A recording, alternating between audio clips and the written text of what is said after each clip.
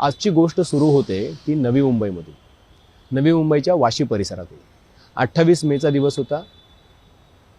रात्री 10-11च्या सुमारास खरं तर डान्स बारमध्ये गर्दी वाढू लागलेली होती आजूबाजूच्या, आणि 12 वाजेनंतर नवी मुंबई परिसरातल्याच द रेस, जो वाशी परिसरामध्ये डान्स बार आहे, तुर्भे वाशी या दोन्हीच्या मध्ये, तर तिथे एक रेड पडली. द रेस या बारवरती रेड पडल्यानंतर नवी मुंबई पोलीस दलामध्ये खळबळ उडाली. त्याचं कारण असं आहे की जनरली पोलिसांच्या धाडी किंवा पोलिसांच्या रेड या बारवरती पडणं नवीन नाही आहे, पण या रेडमध्ये जे लोक सामील होते ते होते गृहराज्यमंत्र्यांच्या निकटचे लोक. अर्थात विरोधी पक्षाच्या नेत्यांनी एखाद्या वेळेला सरकारला आरसा दाखवण्यासाठी किंवा सरकारला एक्सपोज करण्यासाठी रेड टाकल्याच्या किंवा अशा पद्धतीच्या क्लिप्स गोळा केल्याच्या बातम्या अनेकदा ऐकलेल्या आहेत, पण सरकारच आणि सरकारमधल्या मंत्र्यांच्या निकटचे लोक या धाडीमध्ये सामील झाल्यामुळं खऱ्या अर्थानं त्याच्या उद्देशाबद्दल आणि हेतूबद्दल चर्चा होऊ लागली. दुसऱ्या दिवशी या बारवरती कारवाई करण्यासाठी सुद्धा दबाव वाढत होता. फोनाफोनी सुरू होती. नवी मुंबई पोलीस दलामध्ये जोरदार चर्चा चालू झालेली होती. नेमकं गृहराज्यमंत्र्यांच्या निकटच्या लोकांचा उद्देश काय, त्यांचा हेतू काय, त्यांनी अशा पद्धतीनं रेड का करवली, किंवा जर रेड करायची होती, त्यांना हे अवैध काही धंदे तिथं चालू आहेत असं वाटत होतं, तर त्यांनी पोलिसांना कळवून थेटपणे ह्या गोष्टींवरती कारवाई करण्यास का नाही सांगितलं. त्याऐवजी ही लोक जे मंत्र्यांच्या जवळचे ते रेडमध्ये सामील का झाले, अशा पद्धतीचं चर्चाचर्विण चालू झालं. आणि त्यामुळं एक प्रकारची अस्वस्थता नवी मुंबईच्या पोलीस दलामध्ये होती. अर्थात हॉटेल इंडस्ट्रीसुद्धा खळबळून जागी झाली. त्याचं कारण असं होतं की अशा पद्धतीनं जर हाय प्रोफाईल लोक येऊन जर रेड मारू लागले तर आपल्या व्यवसायाला सुद्धा धोका निर्माण होतो की काय असं वाटू लागलं. जे काही अवैध होतं ते बंदच पडायला पाहिजे होतं, पण ते बंद पडताना ज्या पद्धतीनं किंवा जी पद्धत वापरण्यात आली किंवा जे लोक त्या रेडमध्ये सामील झाले त्याबद्दल मात्र शंका होती. अर्थात त्याचा रिपोर्ट जो आहे तो नवी मुंबईतल्या वरिष्ठ अधिकाऱ्यांनी गृह खात्याला कळवला. अर्थात गृह खातं हे देवेंद्र फडणवीस यांच्या हातात आहे आणि त्यामुळं तिथं काय झालं आहे याची इत्थंभूत माहिती देवेंद्र फडणवीसांच्या कानापर्यंत पोहोचलेली होती. अर्थात त्यामागचे हेतू जे आहेत ते सुद्धा तपासण्याचं किंवा त्याचं असेसमेंट करण्याचं काम जोरात चालू होतं. आणि मग लक्षात आलं की नेमकं ही रेड करण्यामागे काय कारणं आहेत, काय हेतू आहे, काय उद्देश आहे, नेमकं कोणाला काय हवं आहे, हे बिटवीन दी लाईन्स जे आहेत ते लक्षात येऊ लागले होतं. कट टू 24 तासानंतर 30 मे रोजी एक बातमी आली. बातमी म्हणजे एक माहिती मिळाली. मुंबई क्राईम ब्रांचकडून एक माहिती मिळाली की आपल्याला कांदिवलीमध्ये एका बारवरती रेड करायची आहे. आणि ही रेड करताना पूर्णतः काळजी घेण्यात आलेली होती. म्हणजे क्राईम ब्रांचच्या लोकांकडून माहिती आल्यानंतर कुठले अधिकारी, कुठले कर्मचारी आत जातील, तिथं आत असलेले ग्राहक म्हणून गेलेले कर्मचारी कोण व्हिडिओ चित्रण करेल, कोण तिथं पैसे देण्याचं काम करेल, त्या नोटांचे नंबरसुद्धा आधीच लिहून घेतलेले होते. तिथून कोण इशारा करेल बाहेरच्या टीमला, म्हणजे ती दुसरी टीम येऊन रेड करेल, अशा पद्धतीचा सापळा रचण्यात आलेला होता. आणि 11:15 नंतर खरं तर तिथं रेड करण्यात आली. बारचं नाव होतं सावली. समतानगर पोलीस स्टेशनपासून अवघ्या 50 मीटर अंतरावर असलेला हा डान्स बार होता. त्यामुळं पोलिसांना या बारबद्दल ठाऊक नव्हतं किंवा नव्यानंच काहीतरी रेड परत होती असंही काही नव्हतं, पण इन्फॉर्मेशन नवीन होती, थेट वरून आलेली होती. क्राईम ब्रांचकडून या पद्धतीचे संकेत देण्यात आले होते. त्यामुळे आश्चर्य व्यक्त होत होतं की नेमकं या बारवरती अशा पद्धतीनं रेड टाकण्याचं किंवा अशा पद्धतीनं सापळा रचण्याचं कारण काय हे लक्षात येत नव्हतं. पण जनरली ही एक हाय प्रोफाईल केस आहे हे पोलिसांच्या ध्यानात आलेलं होतं. रेड पडली. रेड पडल्यानंतर लक्षात आलं की तिथे सगळे नियम कायदे पायदळी तुडवून काम चालू आहे. जनरली जिथे स्टेजवरती किंवा प्लॅटफॉर्मवरती 5 मुली आणि 3 गार्ड्स हवे आहेत, तिथं 8 जणांऐवजी तिथं 22-25 मुली ज्या आहेत त्या नृत्य करत होत्या. त्यासोबतच त्या ग्राहकांच्या लगट येऊन अश्लील हावभाव करताना दिसून येत होत्या. ग्राहक पैसे उधळत होते. संगीताचा आवाज बाहेरपर्यंत येत होता. निर्धारित वेळ उलटून जाण्याच्या पर्यंत आली होती तरीसुद्धा हा कार्यक्रम चालूच होता. आणि मग हे सगळं असं झाल्यानंतर सावली डान्स बारवरती रेड पडल्यानंतर FIR सुद्धा दाखल झाला. FIR दाखल झाला तो 32 लोकांविरोधात. त्यामध्ये 22 बारबाला होत्या आणि त्यानंतर मॅनेजर आणि बाकी कर्मचारीसुद्धा त्याच्यामध्ये होते. 32 जण होते. दुसऱ्या दिवशी त्यांना जामीनसुद्धा मंजूर झाला. हे सगळे लोक सुटूनसुद्धा गेले. अर्थात याची वाच्यता पण फार काही कुठं झाली नाही. पेपरमध्ये बातमी आल्या नाहीत, कारण डान्स बारवरती रेड होण्याच्या काही बातम्या नव्या नाही आहेत. त्यामुळं फार काही वाच्यता झाली नाही. पण यातली बातमी काय, बातमी ही आहे की हा डान्स बार जो होता किंवा हा बार जो होता तो कोणाच्या मालकीचा होता. तर या डान्स बारची मालकी जी होती ती होती कदम कुटुंबियांकडे. तुम्ही म्हणाल कदम कुटुंबीय कोण? तर रामदास कदम जे शिवसेनेचे वरिष्ठ नेते आहेत त्यांच्या कुटुंबियांकडे. गृहराज्यमंत्री योगेश कदम यांच्या मातोश्रीच्या नावे या बारचं लायसन होतं. आता असं असल्यानंतर खरं तर त्यांचं नाव एफ आय आरमध्ये होतं का? तर त्यांचं नाव एफ आय आरमध्ये नव्हतं. ही बातमी जी आहे ती काही फार कुठे त्याची चर्चा झाली नाही आणि मग ती गोष्ट पुढं निघून गेल्यानंतर तब्बल 2 महिने निघून गेले आणि 2 महिन्यानंतर थेटपणे विधान परिषदेमध्ये अनिल परब यांनी हा मुद्दा जो होता तो उचलून धरला. अनिल परब यांनी टीकेचे बाण सोडले विधान परिषदेमध्ये. गृहराज्यमंत्र्यांच्याच घरातील व्यक्ती जर डान्स बार चालवत असेल तर सरकारकडे कशा पद्धतीनं लोक पाहतील असा प्रश्न त्यांनी उपस्थित केला. सरकारच्या नियतवरती, सरकारच्या नैतिकतेवरती त्यांनी प्रश्न उपस्थित केला आणि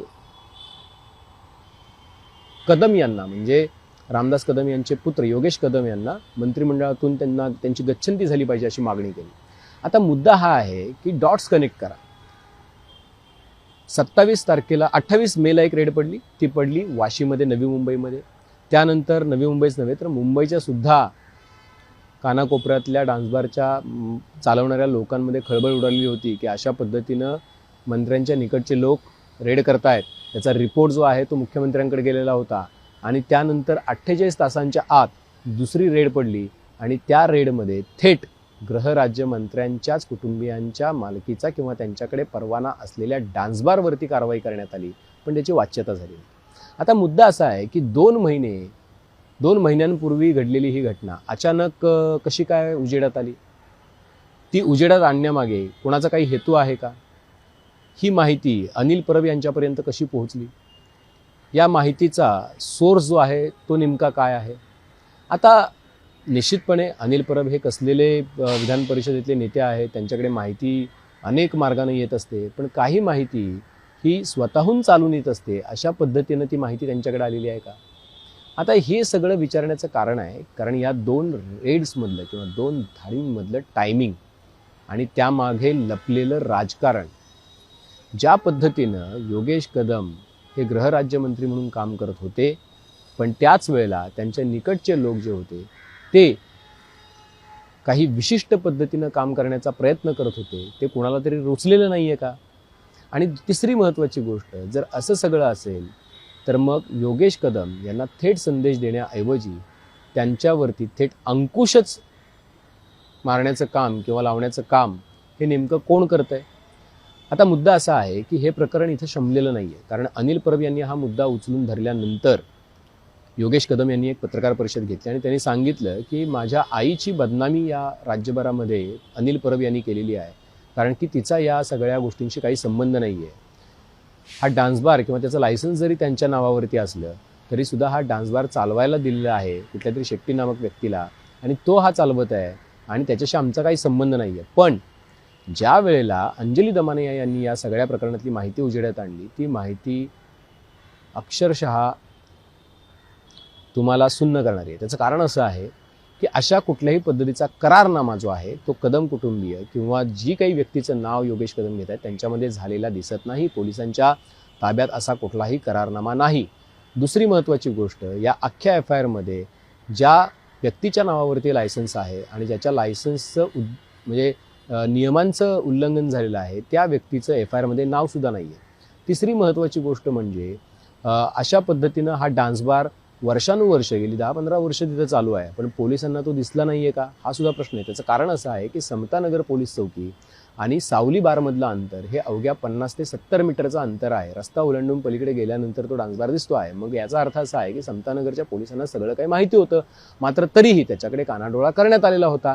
तो इतकी वर्ष करण्यात आला, त्याचं कारण वेगळं होतं. आणि आता कुठून तरी वरून आदेश आल्यानंतर जेव्हा रामदास कदम यांच्या कुटुंबियांच्या मालकीचा हा बार आहे हे कुणाला तरी माहिती होतं आणि त्यामुळे त्याच्यावरती कारवाई झाली. कारवाई झाल्यानंतर ती 2 महिन्यानंतर उजेडात आणण्यात आली. उजेडात आणली गेल्यानंतर एका प्रकारे दबाव वाढवण्यात आला. वाढवण्यात आल्यानंतर रामदास कदम यांचे पुत्र योगेश कदम हे आक्रमक झाले आणि त्यानंतर आता पुन्हा एकदा सामाजिक कार्यकर्तेही त्यामध्ये उतरलेले आहेत. आणि त्यामुळं हे जो काही सिक्वेन्स आहे सगळ्या घटनांचा, याच्यातून मला काहीही म्हणायचं नाही आहे. याचे फक्त डॉट्स जे आहे ते डॉट्स जर तुम्ही जोडले तर तुम्हाला नेमकी गोष्ट लक्षात येईल. या दोन गोष्टी सांगण्यामागे उद्देश हाच होता की ज्या पद्धतीनं सरकारमध्ये एकाच बाजूची सगळी प्रकरणं निघत आहेत, त्यामध्ये ह्या आणखी एका प्रकरणाची भर पडलेली आहे आणि ते प्रकरण आहे योगेश कदम यांचं, जे गृहराज्यमंत्री. आता जे गृहराज्यमंत्री आहेत त्यांच्या कुटुंबियांच्या नावे डान्सबारचा परवाना असावा का?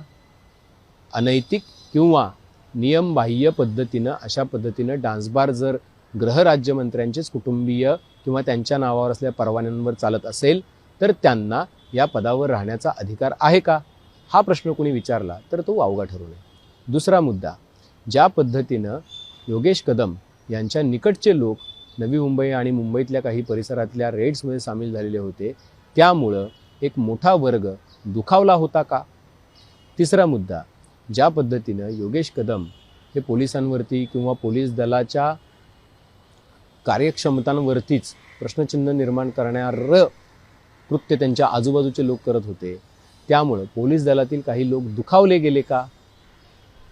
आणि चौथा प्रश्न, पोलीस दलाच्या एकूण फंक्शनिंगवरती ज्यांचा अंकुश आहे ते मुख्यमंत्री गृहमंत्री देवेंद्र फडणवीस यांचे डेप्युटी असलेले योगेश कदम यांच्या निकटवर्तीयांनी ज्या पद्धतीनं जे हेतू ठेवून, हेतू होते का मला माहीत नाही, पण ज्या काही हेतूंनी ज्या काही उद्देशांनी अशा पद्धतीच्या रेड्समध्ये सहभाग घेतला,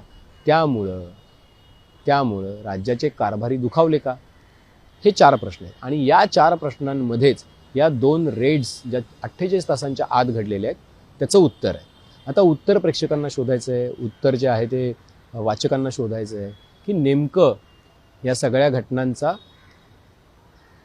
जो संबंध आहे तो योगेश कदम यांच्याशी काय आहे. आणि म्हणून योगेश कदम यांचा राजीनामा जो जुलैमध्ये मागितला जातोय त्याची मुळं ही नवी मुंबईतल्या 28 मे रोजी द रेस या डान्सबारवर पडलेल्या रेडमध्ये आहेत का? हा खरा प्रश्न आहे. 2 गोष्टी होत्या, छोट्या होत्या, पण अर्थ डोंगरा एवढा या 2 गोष्टींमध्ये लपलेला आहे. तो अर्थ शोधण्याची किमया जी आहे ती तुम्हाला नक्की साधलेली आहे आणि त्यामुळं या सगळ्याचं राजकारण जे आहे ते पुढचे काही दिवस महाराष्ट्रामध्ये रंगणार आहे. आधी अर्जुन खोतकर यांच्या धुळ्यातल्या गुलमोहर ह्या रेस्ट हाऊसमध्ये त्यांच्या PAच्या रूममध्ये, किशोर पाटीलच्या रूममध्ये 1,84,84,200 रुपये सापडले. त्यानंतर संजय शिरसाट ज्यांचा एक जुना व्हिडिओ नव्यानं व्हायरल झाला, ज्यामध्ये ते स्वतःच्या बेडरूममध्ये बसलेले असताना त्यांच्यासमोर एक बॅग पडलेली आहे आणि त्याच्यामध्ये काही रोकड पडलेली असं दिसतंय. अर्थात ते त्यांनी नाकारलेलं आहे तरीसुद्धा. आणि तिसरा मुद्दा, संजय गायकवाड यांनी कॅन्टीनमध्ये एका वेटरला किंवा कॅन्टीन चालवणाऱ्याला जबरदस्त म्हणजे पंचिंग बॅगला मारावं अशा पद्धतीनं ठोसे लगावले होते, हे प्रकरण. त्यानंतर आपण आज बघतोय ते आहे योगेश कदम अडचणीत येणारं प्रकरण, ते म्हणजे द रेड. आता या द रेडचं गुपित जे आहे ते हळूहळू उलगडत चाललं आहे आणि ज्या उद्देशानं त्यांनी रेड टाकली होती आणि ज्या उद्देशानं कुणीतरी त्यांच्या भोवती रेड टाकलेली आहे त्याचा परिपाक काय होणार हे मात्र आपल्याला बघावं लागणार आहे. पण तुर्तास एकनाथ शिंदे यांच्या पक्षासाठी वाट बिकट आहे.